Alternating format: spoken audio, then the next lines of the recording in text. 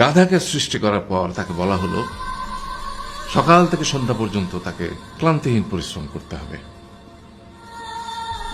সারা জীবন তাকে পিঠে ভারী বোঝা বইতে হবে, খেতে পাবে শুধু ঘাস, আর তার মাথায় কোনো বুদ্ধি থাকবে না।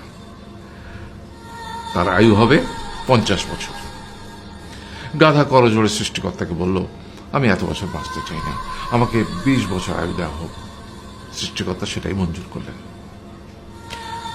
কুকুরকে যখন সৃষ্টি করা হলো তখন তাকে বলা হলো যে সে হবে মানুষের সবচেয়ে বড় বন্ধু, কিন্তু সে খাবে মানুষের উচ্ছিষ্ট, এবং তার আয়ু হবে 30 বছর। কুকুর সৃষ্টিকর্তাকে বলল, আমি এত বছর বাঁচতে চাই না, আমাকে 15 বছর আয়ু দেওয়া হোক। সেটাই মঞ্জুর করা হলো।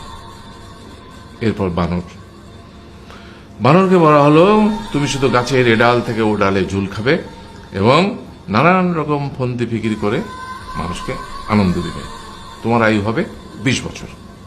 মানুষ বলল, আমি 20 বছর বাঁচতে চাই না, আমাকে 10 বছর দেওয়া হোক। সেটাই মঞ্জুর করা হলো। এবার এলো পুরুষ মানুষের পালা। তাকে বলা হলো যে তুমি হলে প্রাণীকুলের মধ্যে সবচেয়ে বিচক্ষণ এবং বুদ্ধিমান, সেই জন্য তোমাকে প্রাণীদের শিরোমণি করা হলো এবং তোমার আয়ু হবে 20 বছর। তখন পুরুষ মানুষ বলল, করজোড়ে বলল সৃষ্টিকর্তাকে যে 20 বছর আয়ু অত্যন্ত কম, হে প্রভু, আমাকে ওই গাধার সে যে 30 বছর আয়ু চায়নি সেটা আমাকে দেয়া হোক, ওই যে কুকুর 15 বছর ফিরিয়ে দিয়েছিল সেটাও আমাকে দেয়া হোক, আর যে বানর 10 বছর নেয়নি সেটাও আমাকে দেয়া হোক। 20 বছর অত্যন্ত কম, আমি দীর্ঘদিন বাঁচতে চাই। সৃষ্টিকর্তা সেটাও মঞ্জুর করলেন। তারপর কি হলো?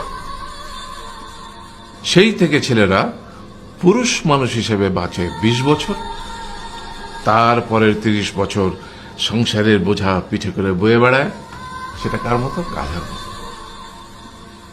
তারপরের 15 বছর সে তার ছেলে মেয়েরা যা দেয় সেই রকম ঠিক কুকুরের মতো উচ্ছিষ্ট খেয়ে বাঁচে।